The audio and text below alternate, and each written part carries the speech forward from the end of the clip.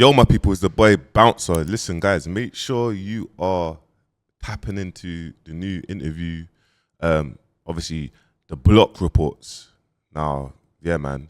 Big shout out to Flashy, man. Big shout out to Flashy. I thought, look, let me just react to my own things. You get me?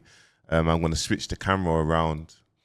If you're in the music space, as you know, I've made a big return back to music, and it's more using my platform to help independent up-and-coming artists, managers to be producers, engineers. So just supporting, man. That's where I feel like I'm good at, and having such a big platform across all platforms, Snapchat, I don't know, 225K subscribers, Instagram, 308K followers. I ain't really been putting out content like that, but I will start putting out content. You'll start seeing that grow when it comes to music related content and motivational content. TikTok growing 300 and I think it's like 27K. I've been focusing on TikTok, reacting, etc., and building a few other TikTok and building that infrastructure to help support and grow our culture. So I'm here to help support, grow our culture. Make sure you like and subscribe if you're watching this and you want to get into all these areas. Make sure you like, subscribe. Guys, no one's going to come up to you and hand you a briefcase with $2 million. It doesn't matter how good you are as an artist. They only care about the numbers. What are you doing on Instagram? What are you doing on TikTok? How many streams do you have? Now, this is what I focus on. I focus on the free song marketing strategy, and I teach you the business side of music. Now, guys, I have done a free masterclass for you. I'm going live the 5th of August on a Monday. Click the link below, above, comment the word masterclass, and I will send it to you. See you on Monday, the 5th of August.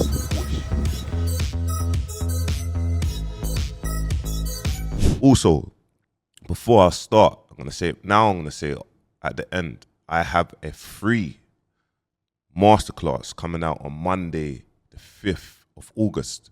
Now, guys, there's a link below. All you have to do is fill in your details, fill in your name, your email, your artist name, and your number.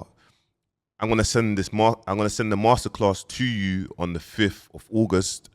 It's just breaking down the stuff that you need to know to grow as an artist. If you're someone that wants to grow as an artist, a manager, and you want to be in the music space, you're going to want to listen to that masterclass. So watch the masterclass. Obviously, I'm launching my community at the same time, but I've created a dope masterclass for you, man, to teach you the business side of music. Obviously, I do videos, and I ain't done a video to be like, oh, guys, I'm flexing on anyone. Like, oh, guys, I've made $200,000 from music without making a single song. No, it's about giving artists the direction and teaching you the business side of music. That, yeah, cool. When you're investing money, 'cause what happens is artists, they go wrong, innit? But they just don't know, innit? It's not that you're doing anything wrong, but I just don't think that there's a community or there's anyone that's kind of teaching you guys. And when I looked at research online, it's like people, for music courses, they're between 10 and £15,000, dollars, etc. So it's like, that's madness. People can, obviously, they can afford it, but if you're an up and coming artist from the area that we're from, you can't afford that.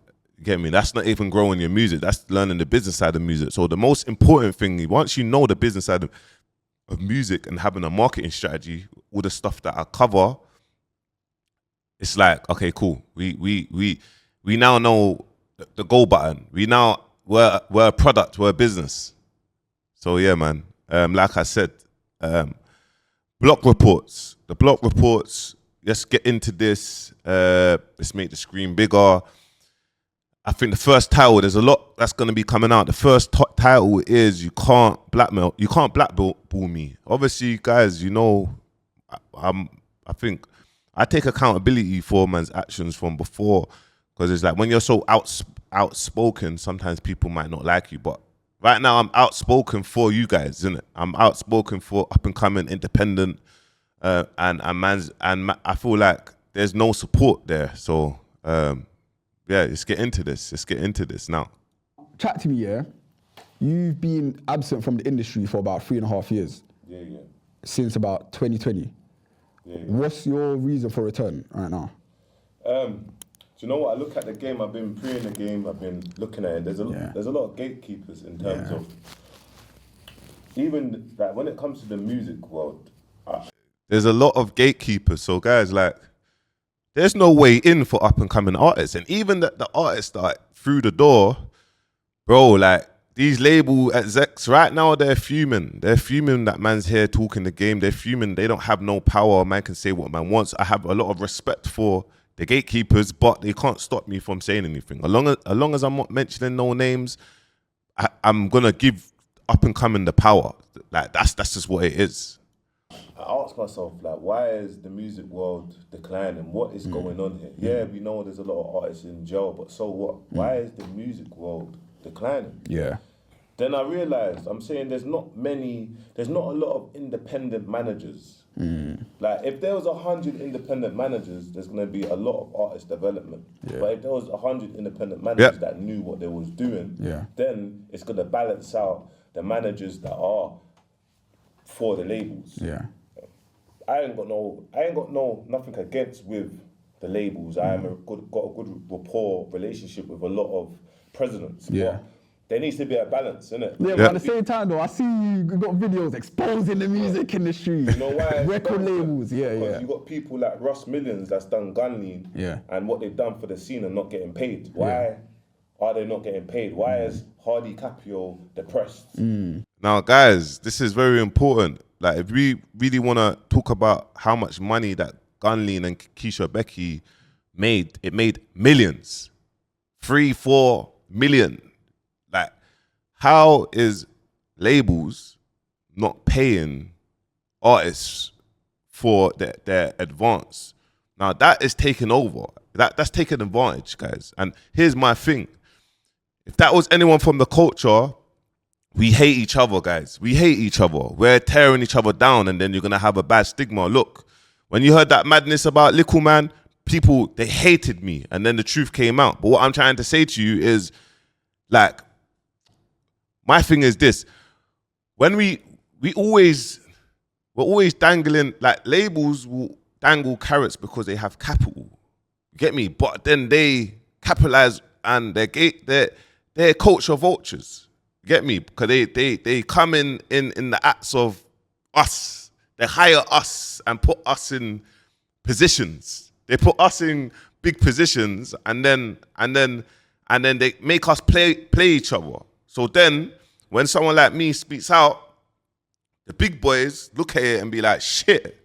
But you guys, the big boys, you lot get paid. So you know what's going on in Universal now. So the 6 labels, it's made free. There's 200-300 music assets that's been made redundant. They don't care for you guys. So, and that's my thing. They don't care for you guys. So it's like, when I speak my stuff, I know no one can't. They can't get in the way because, listen, you all get blackballed. But I don't really have.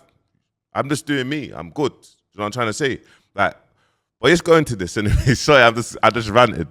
What's happening? Virgin, like, what's going on? So the reason why I'm exposing the industry, because there's no one else going to speak about it because they're going to get blackballed or they're going to be they're going to be banned. Yeah. But you can't ban me. Yeah, I was just about to say, we're saying you can't blackball Bouncer. Well, you can blackball me, you can create narratives, but you can't ban me because I'm in my own lane. Yeah.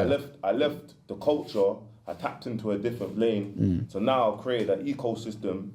And I can speak and say I can say the truth. So the artists that can't say these things, I can say it for them. That's it, man. And that's why you don't see a lot of artists will speak out like that, because, trust me, bro, like, their music might not go out or this might not happen and that.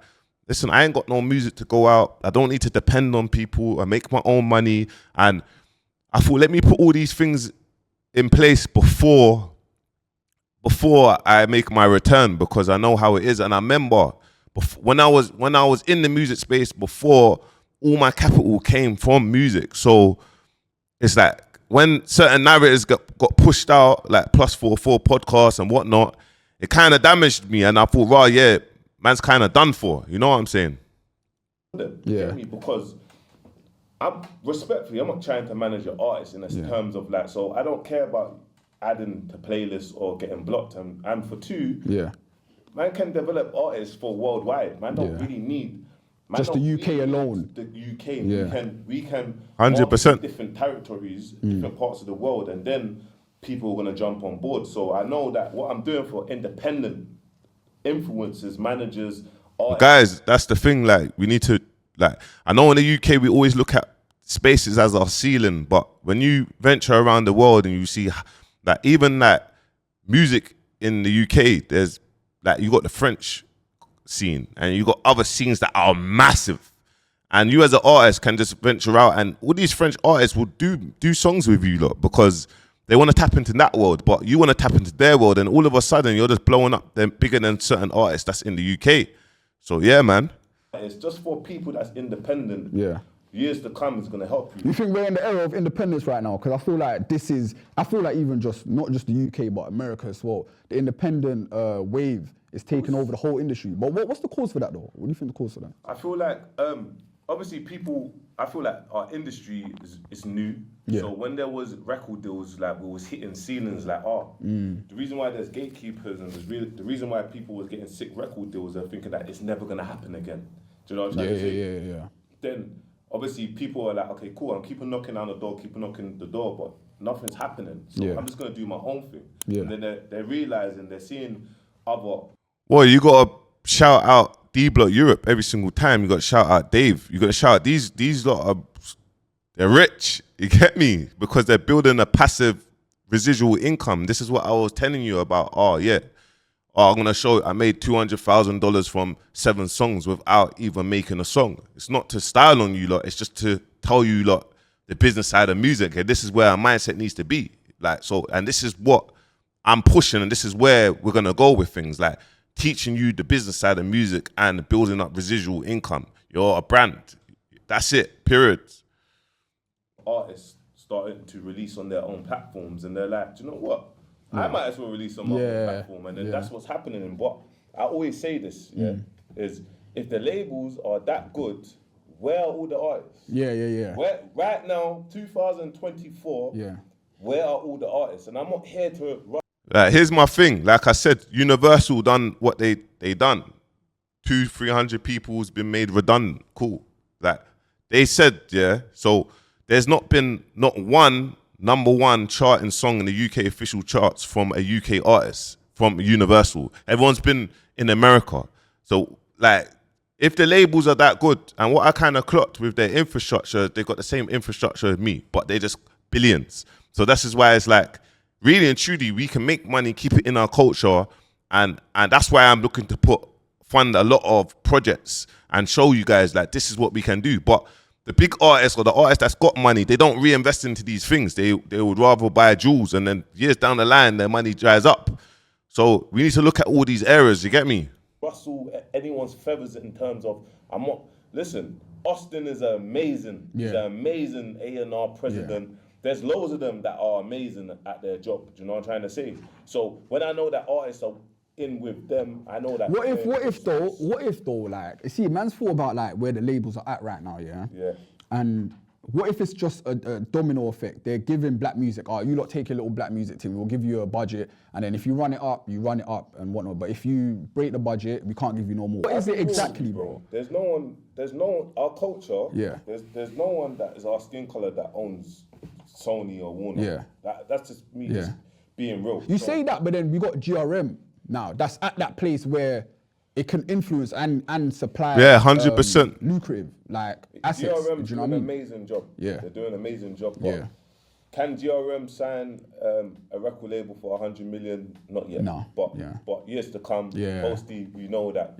He's definitely got that. Do you know what I'm trying to say? So you gotta understand is when you're speaking to blog pages and they're telling you, listen, we used to make X a month, but now we make X because then the labels are not putting money into the genre, the culture.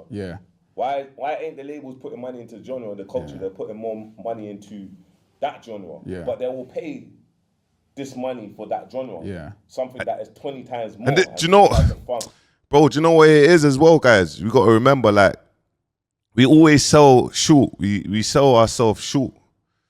And I'm gonna do a full video breakdown, even like Fumes the engineer, like the powerful platform that he built, and then how much money that he took from that platform. He should have been flipping. They should have gave him 20 mil. Do you know how much flipping music and how much artists and how much things which he done, but he took 10% of that or whatnot. I'm gonna do a full breakdown of that, and this is what I mean. Like, we settle for less. Our culture, we never seen this sort of money before. So these people, they just take the piss out of us. But when we're in the pop space, you start seeing real capital. Get me? Remember, like, you start seeing different capital, real capital. For the culture of this. Would you say it's just business though? Know your worth, bro. It's not business. I think we always cut ourselves short. Okay. Because I think, okay, cool. Let me, all right, cool. I want to ask you, do you think the scene is at its most lucrative right now? Because it's at its most lucrative, but everyone's not seeing their bread. It's at its most lucrative and it's about to come. But it's just trust me. You're seeing people break doors. You have to give YBZ his flowers. You have to give Central C his flowers. You've seen people before that break doors. It's there. Like I said, I always will say, I keep on saying it. D-Block Europe is the biggest artist in the country. 100. I keep on saying it. You can argue with yourself. Anyone can argue with themselves. If you People always look at following and that, but obviously we have to go on ticket sales, innit? And if you look up how much tickets D-Block Europe is selling and how much times they sold out the O2, you go on the actual ticket sales, because Spotify and all these things can be manipulated. I can't even say it, you get me? But you know what I'm saying. So can YouTube, and trending on YouTube. And so, you get me? sold out that much O2. No one can chat to you. No one can chat to you. Yeah. Dave is my favourite artist, by the way. But I'm just saying it. Do you know what I'm trying to say? They've been independent and screaming independent from day dot. You get me? Day 9, they're saying we're independent. Fuck you, we're independent. Yeah. They've gone down that route. We're independent. You get me? All they've done is kept and dropped and mixtapes, albums, songs. Yeah. You get me? That's why they drop so frequently. Is it because they got to get their bills paid, or is it because they've got that American infrastructure? Okay. Why does artists in the UK think it's okay just to drop 1, 2 songs and think that it's enough? Bro, I hear that. It's not enough, bro. Is it things that we don't know why they're dropping us? Why they're not dropping us much though? Is it things that we don't know? I'm talking. Guys, look, with artists, you lot think that dropping one tune every 2 months is enough. It's not enough. Like, if you're an artist, you're a brand, you gotta stay busy. Like, put things on SoundCloud. If you ain't got the capital to do so, we have TikTok, we have Snapchat, we have Insta. They're free apps. You have an iPhone, you have a Samsung, an Android. Record, like, get creative. There's things that you can do for free, guys. So please, like, just come on, man. You've got this. Talking like someone like me outside looking in, yeah. So there's no guide. There's no correct guide. I think that what people always saw is film a video, drop a trailer saying it's out in 2-3 days, it comes out and let the video do what it's going to do. Oh, yeah. I think after 2-3 days, we stop promoting the song. You get what I'm trying to say? Yeah. Most definitely. So I think that is what people see. But bro, we're in a podcast space, bro. You have to show your personality. You can't just be an artist. Yeah. I'm gonna drop a song and not do an interview, bro. No one don't want to hear that. You might not. People might just overlook you. Yeah. We're in a different space, bro. 100%. I understand that, man.